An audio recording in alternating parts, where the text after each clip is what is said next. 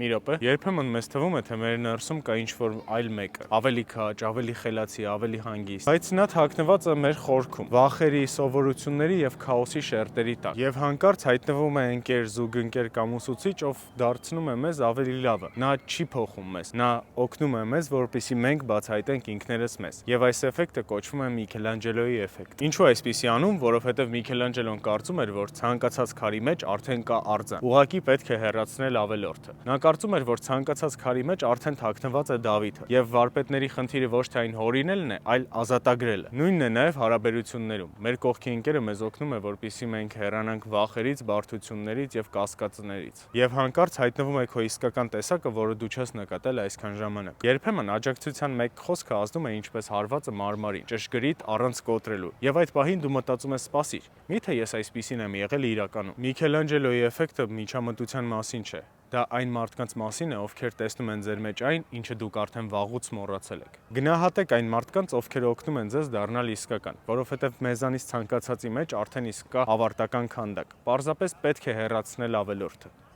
1 րոպեն ավարտվեց։ Կհանդիպենք։